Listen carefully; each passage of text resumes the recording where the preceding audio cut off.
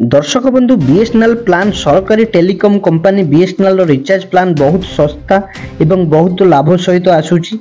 BSNL plan गुड़िक बर्तमान बजार चर्चार विषय पलटि कारण जियो एयरटेल और वोडाफोन भली रिचार्ज प्लान महंगा हेबो परठू बीएसएनएल को बर्तमान समस्ते पसंद करुछंती। बीएसएनएल कंपनी रे एपरि किछि रिचार्ज प्लान अछि जहाको उपभोक्ता माने बहुत पसंद करुछंती एवं यह सहित बीएसएनएल रे किछि प्लान रिलायंस जियो एयरटेल एवं वोडाफोन को मध्य अनेक टक्कर देउथिबार देखा जाइछि जहाँ घरोई टेलीकॉम रे अंतर्भुक्त।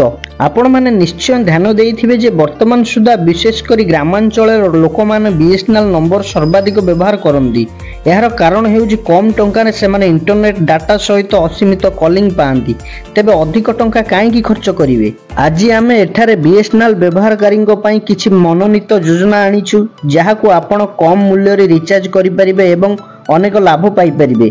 400 कम मूल्यर बीएसएनएल दमदार प्लान प्रदान करिछि सरकारी टेलीकॉम कंपनी। एही समस्त प्लान सस्ता योजना मध्यरे गणा जाए। बीएसएनएल 30 दिनिया रिचार्ज प्लान बीएसएनएल रो एही रिचार्ज प्लान रे इंटरनेट व्यवहार पई प्रतिदिन 2 जीबी डाटा उपलब्ध। एथिरे असीमित कॉलिंग एवं एसएमएस सुविधा मध्य दिया जाइछि। बीएसएनएल कंपनी रे एही प्लान 30 दिन पर्यंत वैलिडिटी सहित रहिता है। एही उपाय रे आपण समुदाय 60 जीबी डाटार लाभ पाई परिबे। या सहित योजना रे ग्राहकों को प्रतिदिन 100 एसएमएस दिया जाउछि। बीएसएनएल रो एही प्लान व्यवहारकारी मध्यरु बहुत लोकप्रिय। बीएसएनएल रो 249 टंकिया रिचार्ज प्लान 45 दिन वैलिडिटी सहित आसी थाए। कथबार्ता पई असीमित कॉलिंग सुविधा उपलब्ध।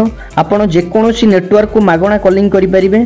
इंटरनेट डाटा विषय रे कहिबाकू गले प्रतिदिन 2 जीबी डाटा व्यवहारकारी को दिया जाउछि। केवल एतिकी नुह आपण प्रतिदिन 100 मागणा एसएमएस मध्य पाइबे।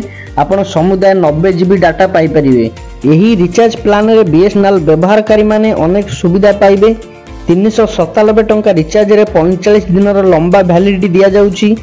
यह सहित आपण को बीएसएनएल प्लान रे असीमित वॉइस कॉलिंग सुविधा दिया जाउछि। यह सहित एही प्लान रे दैनिक 2 जीबी डाटा मध्य उपलब्ध।